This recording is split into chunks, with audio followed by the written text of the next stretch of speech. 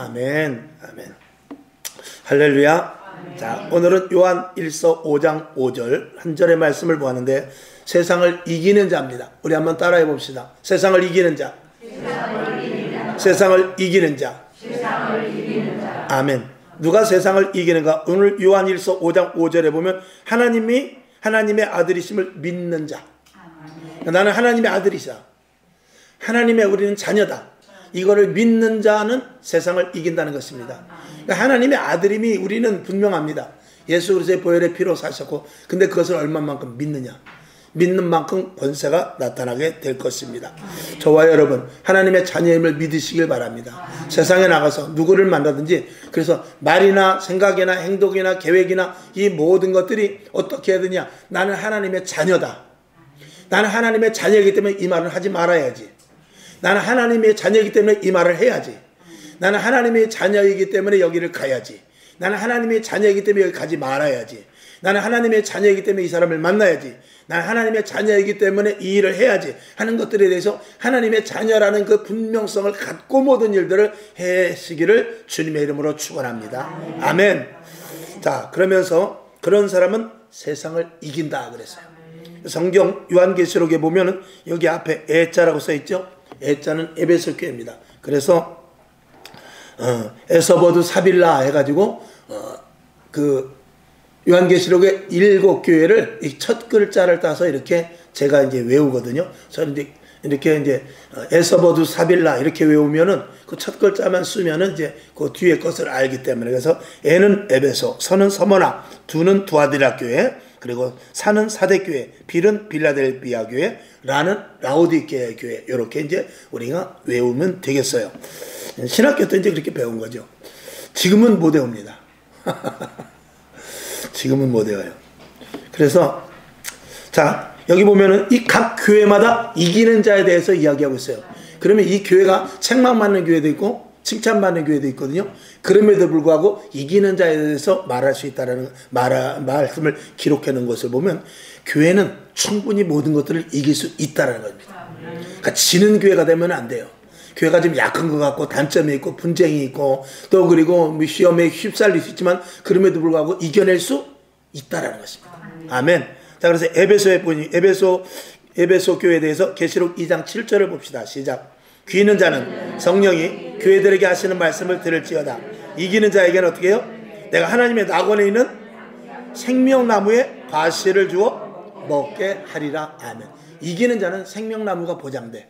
영원한 천국이 보장돼. 그리고 하나님의 말씀만을 먹을 수 있도록 해주시겠다는 것입니다. 그 다음에 요한계시록 2장 11절 시작. 귀 있는 자는 성령이 교회들에게 하시는 말씀을 들을지어다. 이기는 자는 둘째 사망의 해를 받지 아니하리라. 아멘.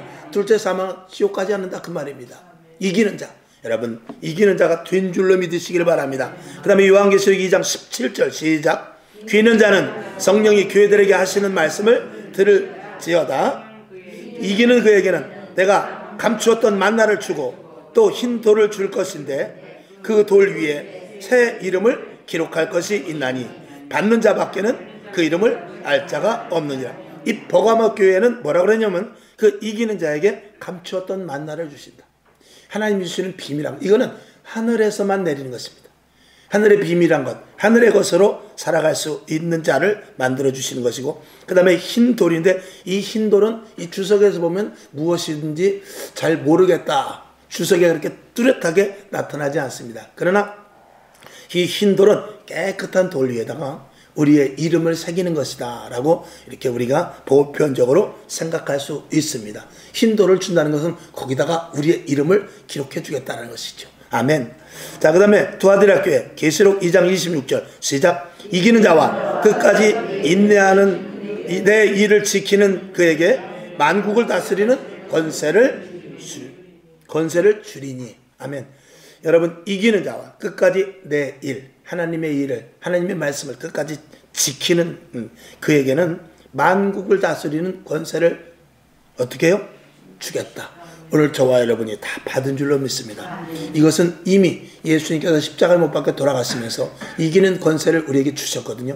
아까 본문으로 올라가서 요한일서 5장 5절을 보게 되면 하나님의 아들임을 믿는 자, 이 하나님의 아들, 하나님의 자녀가 된 것을 믿는 자가 세상을 이기는 자다라는 것을 이 공통된 7교회에 다 말씀을 하고 있습니다. 자, 그 다음에 요한계시록 3장 5절 시작. 이기는 자는 이와 같이 흰옷을 입을 것이요 내가 그 이름을 생명책에서 흐리지 아니하고 그 이름을 내 아버지 앞과 그 천사들 앞에서 시인하리라. 아멘. 여기 보면 이기는 자는 어떻게 해요? 흰옷을 입을 것이래요. 그리고 생명책에서 이름을 흐리지 아니할 것이다 그랬습니다. 그 다음에 계시록 3장 12절을 봅시다. 이기는 자는 계시록 맞죠? 네, 3장 12절 시작. 이기는 자는 내 하나님 성전에 기둥이 되게 하리니 그가 결코 다시 나가지 아니하리라. 내가 하나님의 이름과 하나님의 성 곧 하늘에서 내 아버지께로서 내려오는 새 예루살렘의 이름과 나의 새 이름을 그 이 위에 기록하리라. 아멘. 아이, 글씨가 잘한 거예요. 이기는 자는 또 어떻게 해요? 하나님의 성전에 기둥이 되게 해주겠다 그랬어요. 그 다음에 계시록 3장 21절 시작. 이기는 그에게는 내가 내 보좌에 함께 앉게 하여 주기를 내가 이기고 아버지 보좌에 함께 앉은 것과 같이 하리라. 아멘. 아버지 보좌 앞에 앉게 해주는 놀라운 역사. 그 다음에 계시록 21장 7절이 이게 여러분 거는 오타가 나왔을지 모르는데 여기 보면은 요한계시록 3장 5절이 사대교회입니다. 그리고 계시록 3장 21절 이게 하나씩 지금 밀렸어요. 이해되시죠? 이해되세요? 자, 요한계시록 2장 26절은 두 자 써있죠? 두아디라 교회. 그 다음에 요한계시록 3장 5절이 사대교회고 그 다음에 요한계시록 3장 21절이 빌라델비아 교회고 요한계시록 3장 21절이 라오디게아 교회입니다. 이렇게 하나씩 밀린 거예요. 제가 오타가 난 거예요. 그리고 맨날에 요한계시록 21장 7절은 그냥 하나님께서 이렇게 공통으로 하는 말씀입니다. 자, 요한계시록 21장 마지막 봅시다. 시작. 이기는 자는 이것을 유업으로 얻으리라 그랬어요. 나는 저의 하나님이 되고 그는 내 아들이 되리라. 이 위에 모든 것들을 다 이루게 된다 그 말이죠. 근데 오늘 여기 뒤에 세 번째부터는 제가 글씨를 빼놨는데 무슨 글씨를 빼놨냐, 무슨 단어를 빼놨냐면 귀 있는 자는 성령이 교회들에게 하시는 말씀을 들으라. 이거는 7교회에게 다 써놨어요. 그러니까 7교회 모두들에게 뭐라고 써놨냐면 귀 있는 자는 성령님께서 하시는 말씀을 들을지어다. 그러니까 성령의 말씀을 들으면은 이기는 자가 될 수 있다는 것과 우리가 연결할 수가 있는 것입니다. 그리고 하나님의 자녀가 된 그 분명한 가치를 갖는 자는 세상을 등이 이길 수 있다는 것을 말씀을 드리는 것입니다. 그래서 요한계시록 맨날인 대로 21장 7절에 보면 이기는 자는 이것들을 다 유업으로 주라. 이것들 다 위에 있는 7교회에 있는 이 모든 것들을 우리가 다 갖게 된다. 그러면 여러분들이 집에 가셔서 이 7교회에 대하여 이기는 자들에게 무엇을 줬나를 한번 쭉 읽어보고 그것을 여러분들이 취할 수 있게 해달라고 기도하시고 취한 자임을 믿으시길 바랍니다. 그리고 내가 지금 문제가 무엇이며 내가 지금 힘들게 하고 있는 것이 무엇인가를 여기서 찾아보면 돼요. 그래가지고 이기는 자는 이걸 다 가질 수 있는 자구나. 이기는 자는 이것이 내가 여기에 걸렸구나. 내가 여기에 걸렸구나 하면서 쭉 7교회에 대한 어떻게 무엇을 이겼는가에 대해서 여러분들이 한번 쭉 공부식으로 본다면 많은 유익이 될 줄로 믿습니다. 아멘. 자, 그러면서 오늘 요한계시록 2장 12절에 있는 그 버가모 교회에 대해서 한번 우리가 오늘 은혜를 나눠보고자 하는데 7교회 중에서 오늘 버가모 교회를 한번 보기로 해요. 그래서 이 버가모 교회는 2장 요한계시록 2장 12절부터 16절까지 말씀인데 전체를 한번 봐야 될 것 같아요. 시작. 버가모 교회의 사자에게 편지하기를 좌우에 날선 검을 가진 이가 가라사대 내가 어디 사는 것을 내가 아노니 거기는 사단의 위가 있는 데라. 내가 내 이름을 굳게 잡아서 내 충성된 중인 안디바가 너희 가운데 곧 사단에 거하는 곳에서 죽임을 당할 때에도 나를 믿는 믿음을 저버리지 아니하였도다. 그러나 내게 두어 가지 책망할 것이 있나니 거기 내게 발람의 교훈을 지키는 자들이 있도다. 발람이 발락을 가르쳐 이스라엘 앞에 올무를 놓아 우상의 제물을 먹게 하였고 또 행음하게 하였느니라. 이와 같이 내게도 니골라 당의 교훈을 지키는 자들이 있도다. 그러므로 회개하라. 그리하지 아니하면 내가 내게 속히 임하여 내 입의 검으로 그들과 싸우리라. 아멘. 이기는 자는 감추인 만나와 흰돌을 주겠다라고 17절에서 기록을 하고 있습니다. 그건 아까 읽었고요. 자, 오늘 이 버가모 교회에 대해서 말씀하는데, 이 버가모 교회는 여러분 보면 빨간 줄 친 데가 있을 거예요. 사단에 거하는 곳에서 죽임을 당할 때도 나를 믿는 믿음을 지켰다. 그러니까 죽음을 각오한 그런 교회가 이 무슨 교회요? 버가모 교회입니다. 이 버가모 교회는 생명을 걸고 예수를 믿은 그런 교회입니다. 그런데 어디에 무너졌느냐? 여기 보니까 발람의 교훈, 그리고 니골라당의 교훈, 여기에 넘어졌다는 것입니다. 그러니까 지금 우리가 이 말씀을 우리가 잘 봐야 되는데, 지금 우리 교회가 잘났네, 니네 교회가 잘났네, 우리 교단이 정통이네, 니네 교단이 이단성이 많네, 이렇게 말을 하고 있으면서 나름대로 말씀을 가지고 생명을 지킬 듯한 그런 기세를 가지고 교회를 세우고 교단을 세워가지만 어디에 많이 넘어질 수 있느냐? 오늘 발락의 교훈과 이 니골라당의 교훈에 대해서 넘어질 수 있을 것을 오늘 한번 생각해 보고자 하는 것입니다. 오늘 여기 다시 15절에 보면 이와 같이 내게도 니골라당의 교훈을 지키는 자들이 있도다. 여기 보면 이와 같이라고 쓴 것은 그 전에 14절을 이야기하고 있어요. 14절인대로 그러나 내게 두어 가지 책망할 것이 있나니 거기 내게 발람의 교훈을 지키는 자들. 발람의 교훈을 지키는 자들은 뭐냐면 우상의 제물과 행음하는 것, 이 두 가지입니다. 이 우상의 제물 먹는 것과 행음하는 것, 이 두 가지가 이 발람의 교훈 속에서 너희가 깨달을 것이라는 것입니다. 그러면 우리가 발람의 교훈이 무엇인지 봐야 되는데, 이 발람은 구약의 사람입니다. 근데 신약에 오니까 이 발람의 교훈과 비슷한 동류, 비슷한 종자가 하나 생겼는데, 그게 누구냐면 니골라라는 사람입니다. 니골라는 신약의 사람인데, 그 사람은 7 집사 중에 하나예요. 7 집사 중에 하나인데, 그 사람이 변질이 되어가지고 발람의 어그러진 길을 따라간 사람이 이 니골라라는 사람이다라고 성경은 기록을 하고 있는 거예요. 그러니까 구약에서는 발람이라는, 그리고 신약에서는 니골라라는 그 사람의 류가 맥을 비슷하게 같이 하고 있다. 그러니까 구약에서 잘못된 잘못된 그 신앙이 신약에서도 그대로 이어지고 있는데, 그게 뭐냐? 바로 우상을 섬기는 것과 음행하는 것. 이 두 가지는 주님 오시는 그날까지, 지구가 멸망하는 그날까지 없어지지 않는다라는 것을 먼저 말씀을 드립니다. 자, 성경을 한번 보죠. 자, 그래서 발람의 교훈이 뭐냐? 음행으로 유혹하여 스스로 타락하게 만든 사건인데, 음행과, 여러분 것에는 음행이라고만 써있는데, 음행과 우상 숭배입니다. 두 가지. 자, 민수기 22장을 좀 참고로 해야 되는데, 22장 1, 2, 3절, 6절을 한번 봅시다. 시작. 이스라엘 자손이 또 진행하여 모압 평지에 진쳤으니 요단 건너편 곧 여리고 맞은편이더라. 십볼의 아들 발락이 이스라엘이 아모리인에게 행한 모든 일을 보았으므로 모압이 심히 두려워하였으니 이스라엘 백성의 많음을 인함이라. 모압이 이스라엘 자손의 연고로 번민하여 우리보다 강하니 청컨대 와서 나를 위하여 이 백성을 저주하라. 내가 혹 쳐서 이기면 이 땅에서 몰아내리라. 그대가 복을 비는 자는 복을 받고 저주하는 자는 저주를 받을 줄을 내가 알미니라. 아멘. 자, 이게 무슨 말씀이냐면, 이제 이 모압이 이스라엘과 더불어 싸울 일이 생겼습니다.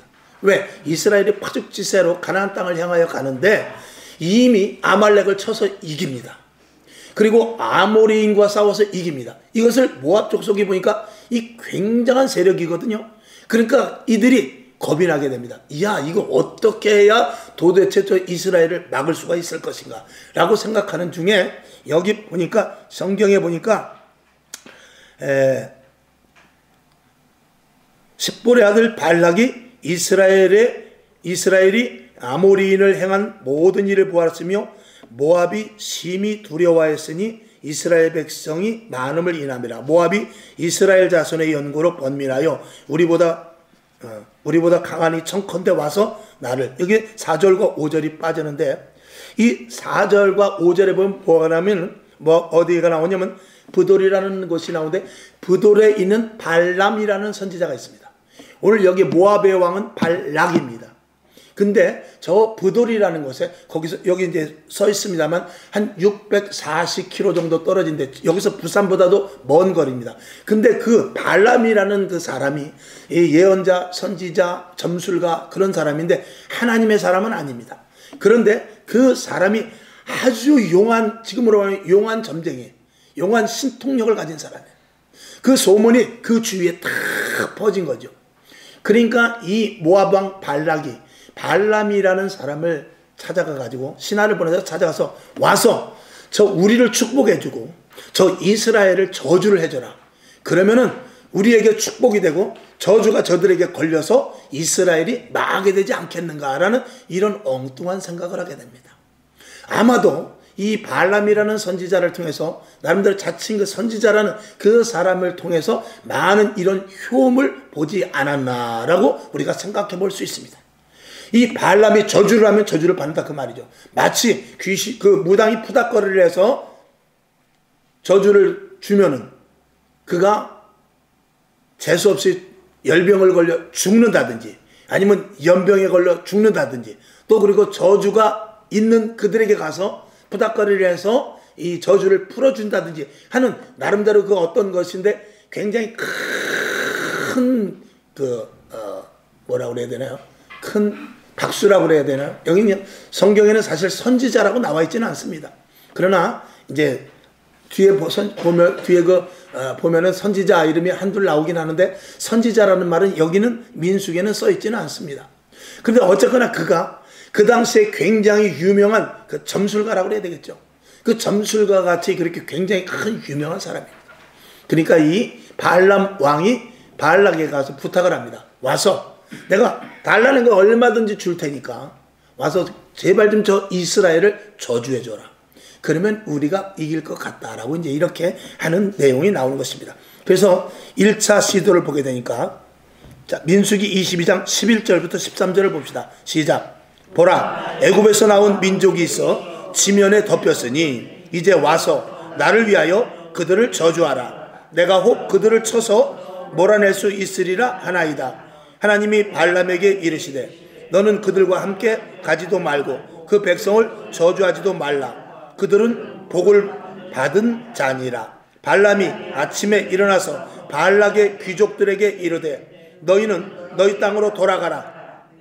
내가 너희와 함께 가기를 여호와께서 허락지 아니하시느니라 하면서 거절을 해버립니다. 자, 2차 시도를 합니다. 민수기 22장 15절 시작. 발락이 다시 그들보다 더 높은 귀족들을 더 많이 보냈다고 그랬어요.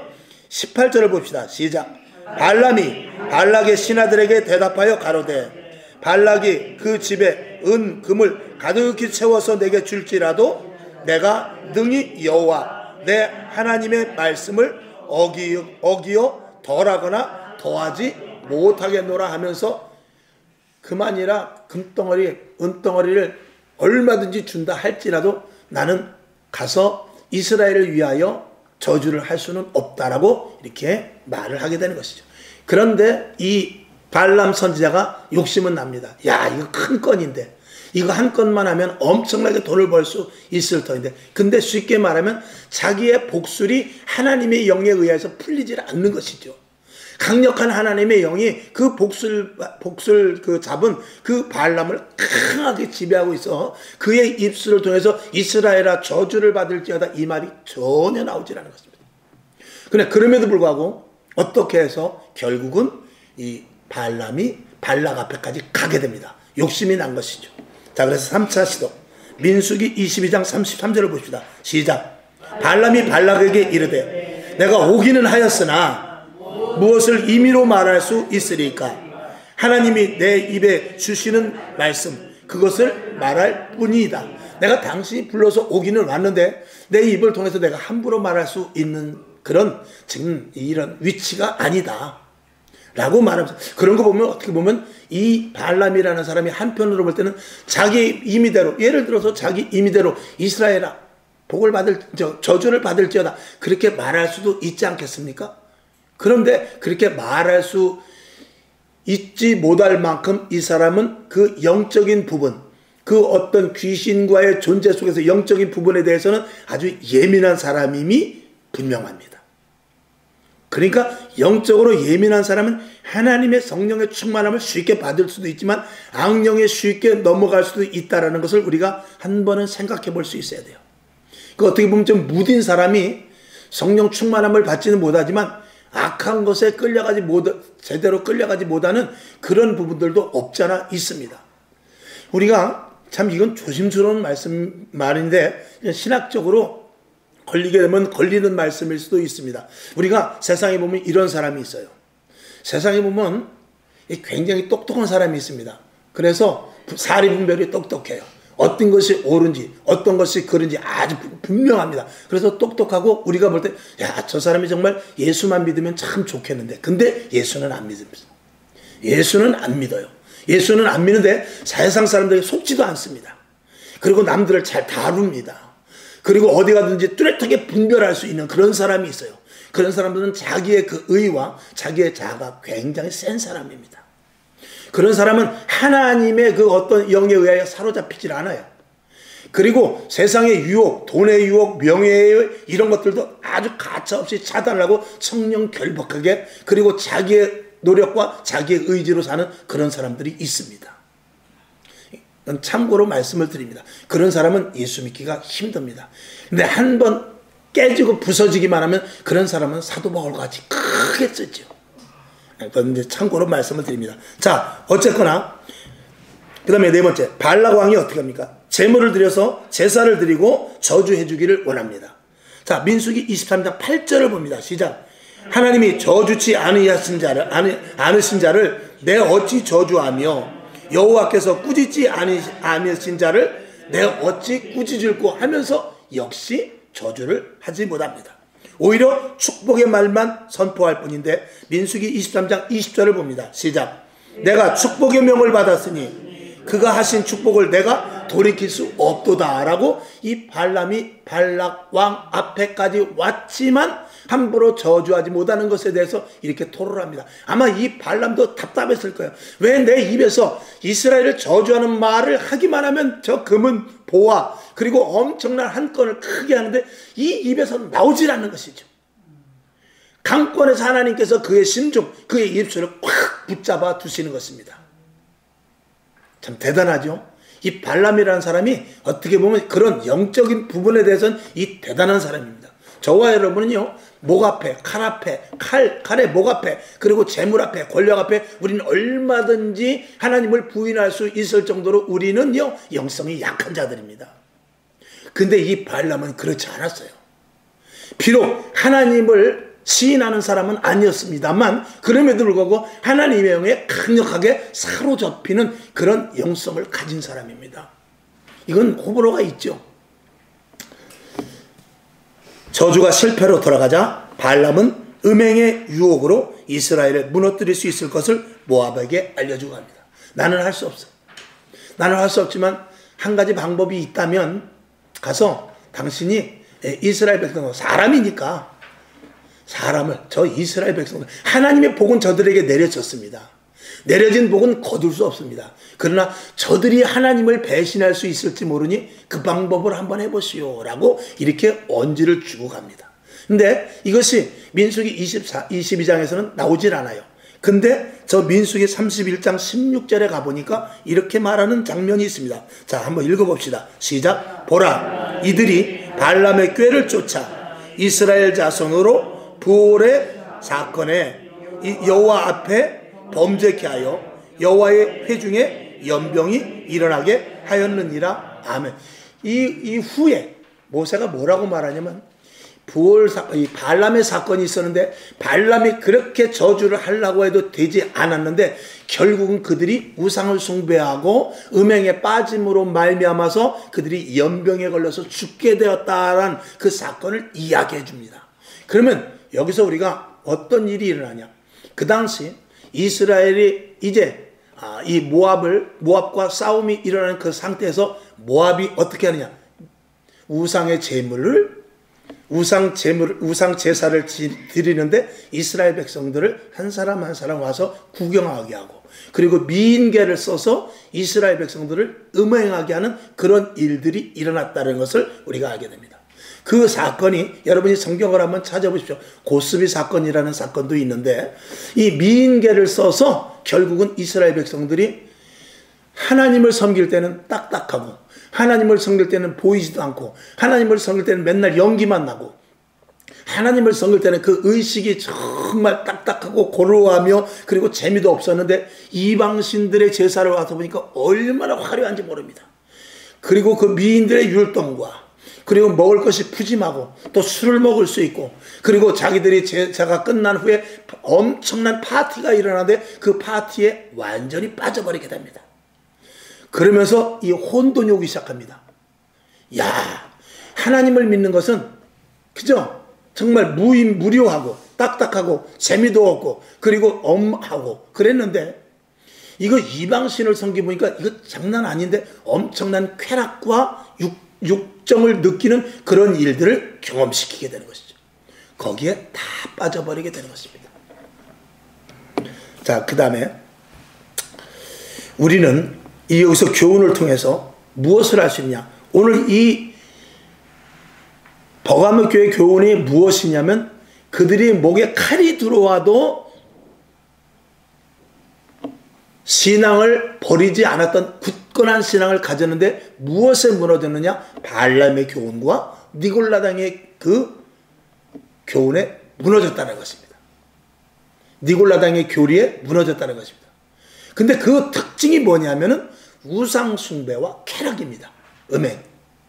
거기에 다 무너졌다는 것이죠. 그래서 이 버가모 교회가 그렇게 정말 굳세고 하나님을 향하여만 나가고 생명을 걸고 순교까지 각오했지만 세상 물질 풍요로움에 다 넘어간 것을 이야기하는데, 그게 바로 이 시대의 교회인 것입니다. 대한민국의 교회 역사를 한번 볼까요? 우리가 50년대 60년대 이미 그 전에 평양 그 부흥 사건 때도 그렇고 엄청나게 강력한 성령의 역사로 말미암아 교회는 엄중했습니다.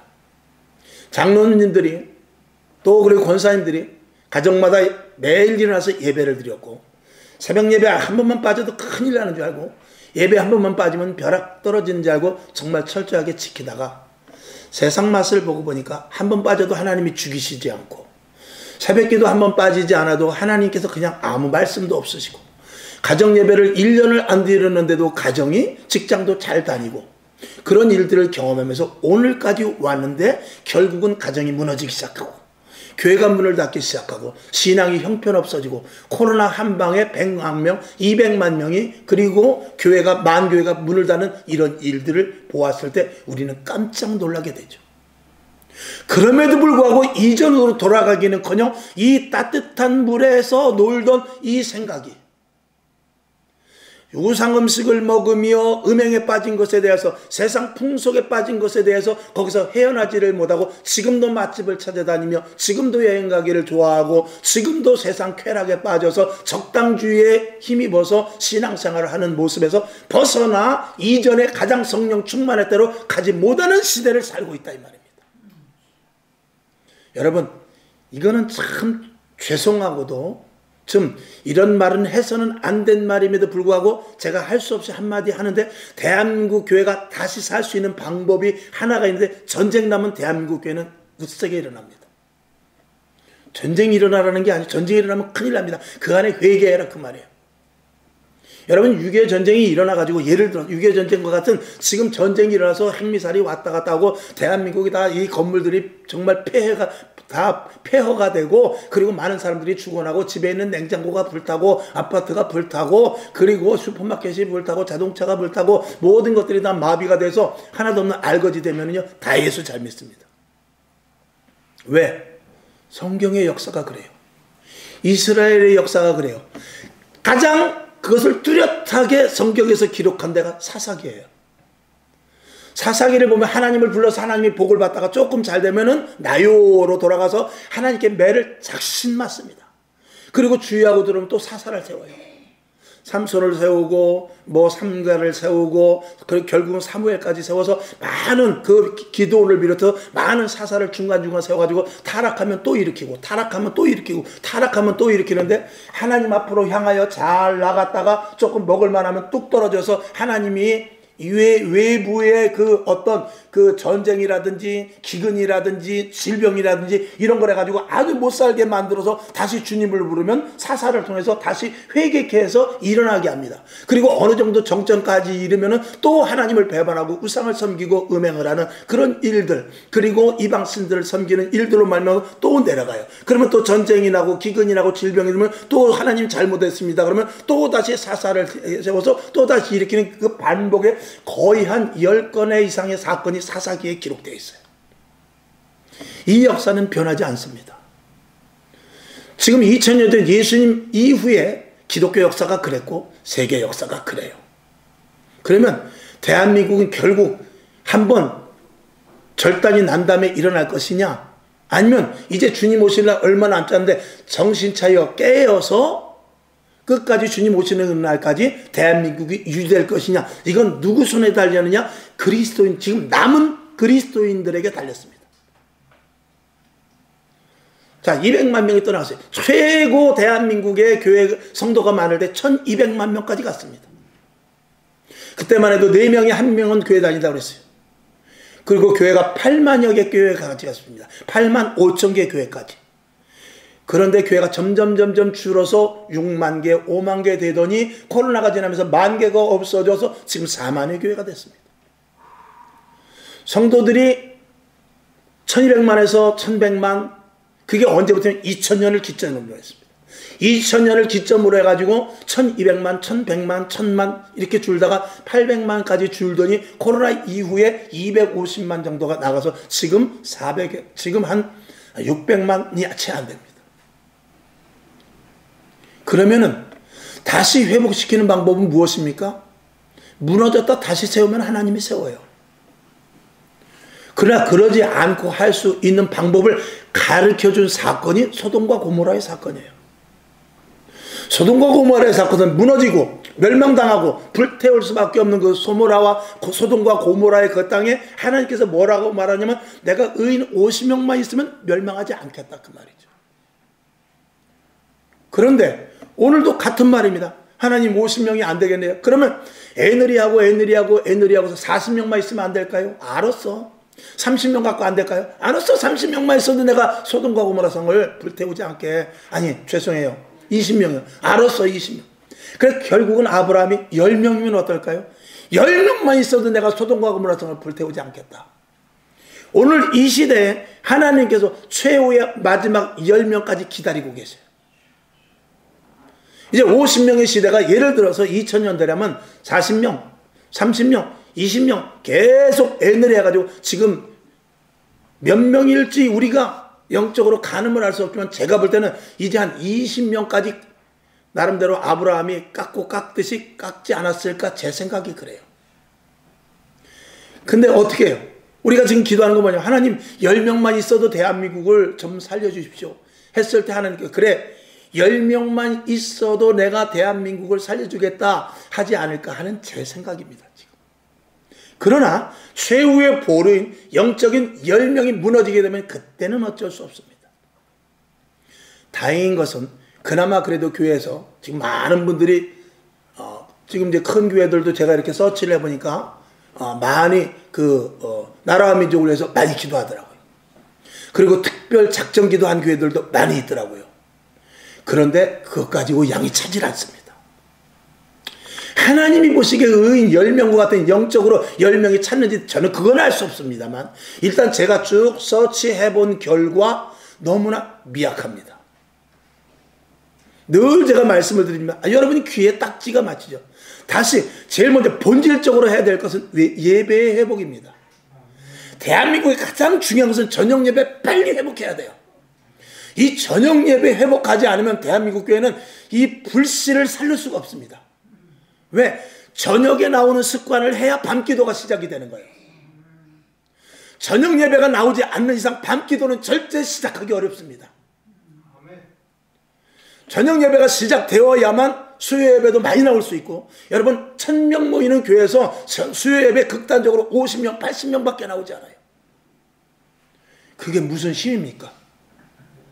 저녁 예배가 없어지니까 결국은 그게 수요 예배까지 연결이 되는 것입니다.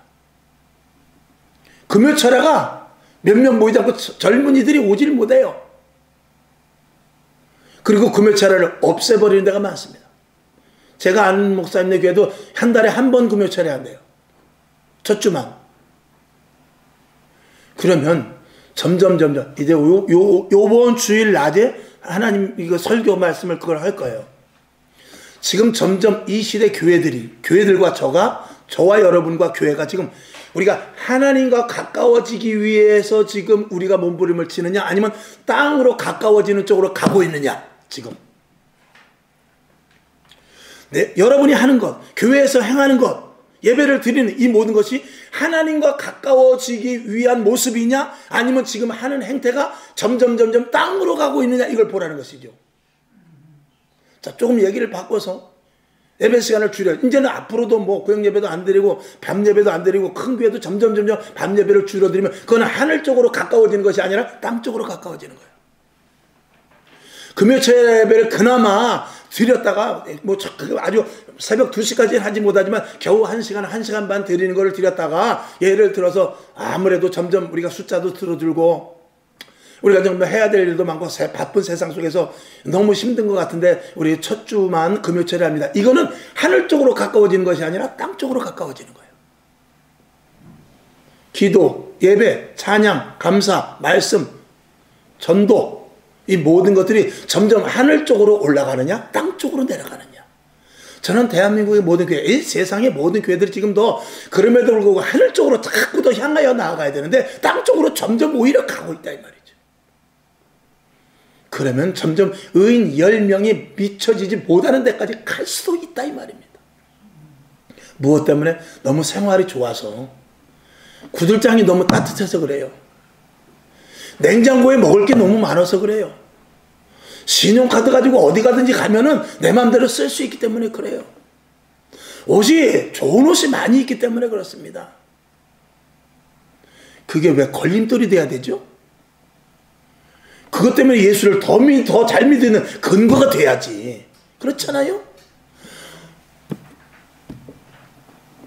옛날에 문풍지가 다 떨어진 데서 머리맡에다 먹을 물을 넣으면 끈적끈적 쩍쩍 정말 얼어붙고, 문고리를 잡으면 문고리를 놓을 수가 없고, 물을 먹으려면 그 주발에 입을 대면 입술이 달라붙고, 그리고 새벽에 겨우 문 열고 나가서 나무 한 움큼 갖다가 가마솥에 불 떼고, 그런 시절에도 새벽 예배를 드리는데 지금 방이 따뜻하면 더 드려야 되는데 왜 방이 따뜻한데 왜 안 드리냐 이 말입니다. 두꺼운 옷을 입고 모리털 파카가 있는데 왜 교회를 안 오냐 이 말이에요. 자동차가 있고 전철 무료로 타고 다니고 버스 1,500만 주면 타고 다니는데 왜 구역 예배를 안 드리냐 이 말이에요. 더 문화시설이 좋아지고 더 먹을 것이 많아지고 더 윤택해졌으면 하나님을 향하여 그게 나가야 될 거 아니야 이 말이에요. 근데 하나님을 향하여 나가는 것이고 점점 땅으로 가고 있으니 이게 문제라는 것이죠. 그러면 결국 디스카운트 50명, 40명, 30명, 20명 해서 10명까지 갔을 때 10명 이하로 되면 어떡하겠냐 이 말이죠. 여러분, 우리 교회와 저와 여러분 그 10명 안에 반드시 들어야 돼요. 그 10명을 찾고 계실 때 아브라함의 애타는 하나님의 그 간절하고도 정말 속상한 그 마음속에 10명이 채워지는데 우리가 들어갈 수 있어야 돼요. 그래서 혹시라도 소돔과 고모라 성에 결국은 10명이 되지 못해서 멸망을 당한다 할지라도 롯과 같이 빠져나올 수는 있어야 된다 이 말입니다.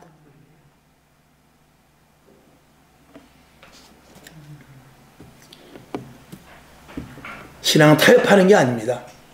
신앙은 계산하는 게 아니에요. 세상은 논리적이고 합리적인 것이 아닙니다. 신앙은. 세상은 그렇지만 여기에 다 빠져버리는 것이죠. 내가 할 수 없이 어떻게 해? 별 수 없습니다. 뭐 이런 적당한 완전한 결단과 그리고 주님 앞에 타협 없는 신앙이 과연 이 시대에 얼마만큼 있느냐. 목회자조차도 그래서는 안 된다 그 말이죠. 자, 그 다음에 니골라당의 교훈도 마찬가지입니다. 니골라당의 교훈은 뭐냐면 이건 한 걸음 더 나갔어요. 영과 육의 분리로서 이 영지주의가 있는데 이 구원파 같은 것도 약간 영지주의에 속할 수 있습니다. 그래서 한번 구원받은 사람은 하나님께서 그를 놓지 않기 때문에 혹시 죄를 진다 할지라도 하나님께서 다 용서해 주니까 걱정하지 말라. 맞는 말인데 거기 함정은 뭐냐면 얼마든지 죄를 지어도 용서해 주니까 나는 오늘 죄를 지으러 간다. 여기까지 빠져버리는 게 이게 영지주의입니다.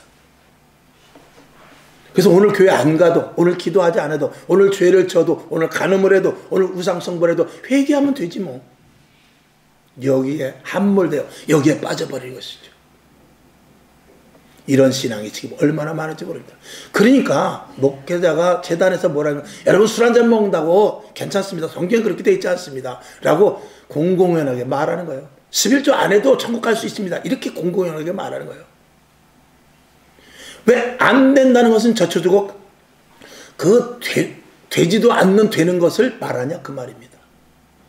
원칙을 분명하게 말하고 1대1의 관계 속에서 예를 들어서 목회자가 여기서 여러분 주일날 빠지면 안 됩니다. 그러나 사람이 생활을 하다 보면 할 수 없이 빠질 수도 있지 않겠습니까? 그런 말 하면 안 되는 거예요. 여러분 절대 주일 성수해야 됩니다. 이렇게 말해야 되는 거예요. 그러나 만약에 그럼에도 불구하고 집사님 한 분이 빠졌어. 그러면 1대1의 관계 속에서는 하나님께서는 용서해 주시니까 다음부터는 빠지지 마시고 하나님 앞에 예물 드리고 잘못했다고 용서하시고 그리고 회개하면 하나님이 용서해 주십니다. 이렇게 1대1의 관계에서는 그를 정죄하기보다는 사랑으로 포용해서 다시는 같은 죄를 번복지 않도록 하는 것은 1대1의 관계에서 있을 수 있어요. 그러나 재단에서부터 여러분 생활하다 보면 그럴 수 있는데 여러분 그거 다 이해하십니다. 이렇게 말했다면 이건 큰일 난다 이 말입니다. 만약에 여러분 신호등을 법에서 신호등을 지켜야 됩니다. 여기 특별히 어린이 보호구에서는 30km입니다. 30km인데 여러분 알아서 잘 하세요. 거기서 29km까지 찍지 않으니까 알아서 하세요. 이렇게 말하면 안 된다 그 말입니다. 아니나 다를까 30km로 되어 있는 데서 39km까지는 안 찍거든요. 저도 그래갖고 30한 4km, 5km 이렇게 지나갑니다. 근데 그것을 그렇게 지나가라고 39km까지는 찍지 않으니까 여러분 거기 30km를 할 때도 39km까지는 찍지 않으니까 참고로 하세요. 법에서 그렇게 말하면 안 된다 그 말이에요. 법은 30km 안 됩니다. 그 거리 1km면 1km, 2km면 2km, 혹은 500m면 500m 그 구간에서는 전부 다 30km입니다. 우린 그 앞에서만 줄이잖아요. 근데 그 앞에서 줄여도 카메라에 찍히지 않습니다라는 것을 만약에 법무부 장관이 말하면 그건 안 된다 그 말이에요. 그건 법이 아니죠. 그래서 신앙은 좀 더 분명성을 갖고 우리가 철저하게 해야 된다. 어쩔 수 없이 부득이하게 생기는 일은 최선을 다하다가 예를 들어서 헌신봉사하다가 주방에서 열심히 일하다가 충돌이 생길 수 있어요. 그런 것들은 하나님 앞에 일하다가 그런 것과 뒤에서 있어가지고 주방에서 잘한다. 이거는 다르다 그 말입니다. 오늘 여러분 이 발람의 교훈 그리고 니골라당의 교훈 이런 것들에 대해서 다른 것 없습니다. 우상숭배와 음행인데 세상과 타협입니다. 절대 세상과 타협하기 시작하면 신앙은 바로 망가지기 시작합니다. 금방 망가지는 게 아니라니까요. 하루아침에 망가지는 것이 아니라 서서히 무너져 버리는 것입니다. 모래에다 물을 부으면요 설설설설설설설 여러분 모래를 한번 쥐어보십시오. 꼭 잡으면 잡을수록 모래는 빠져나가는 것입니다. 오늘도 이 말씀이 여러분에게 은혜가 되기를 바라며 신앙은 타협이 아닙니다. 내 형편과 사정도 아닙니다. 철저한 신앙, 분명한 믿음을 가지고 마지막 때 대한민국을 쓰실 것입니다. 대한민국을 반드시 일으켜 주실 것입니다. 오늘도 부족한 저와 같이 설교하는 교회가 분명히 많이 있을 거예요. 그런 교회들을 통해서 의인 10명이 채워지게 될 줄로 믿습니다. 아버지 하나님 감사합니다. 전쟁이 없이 기근이 없이 환란이 없이 대한민국이 바로 서서 주님 오시는 그날까지 복음의 사역을 감당할 수 있도록 도와주시옵시되 내가 힘써 10명에 들어가게 없어서 내가 우리 교회가 힘써 10명의 교회가 되게 없어서 나 하나쯤이야 나는 빠져도 괜찮겠지 했을 때 의인 10명에서 모지라는 일이 일어날 수 있는 것입니다. 아버지 하나님 오늘 내가 주님 앞에 의인 10명의 자리에 들어가리라 하는 그 믿음을 가지고 우리 교회를 세워나가게 하시고 내가 그 믿음 안에 들어가게 하여 주시옵소서. 예수님의 이름으로 축복하며 기도합나이다. 아멘. 주기도문하고 말씀을 생각하며 잠시 기도하고 일어나시길 바랍니다. 하늘에 계신 우리 아버지여, 이름이 거룩히 여김을 받으시오며 나라의 임하옵시며 뜻이 하늘에서 이룬 것 같이 땅에서도 이루어지이다. 오늘날 우리에게 일용할 양식을 주옵시고 우리가 우리에게 죄진 자를 사하여 준 것 같이 우리 죄를 사하여 주옵시고 우리를 시험에 들게 하지 마옵시고 다만 악에서 구하옵소서. 대개 나라와 권세와 영광이 아버지께 영원히 있사옵나이다. 아멘. 하나님 영광 받으시고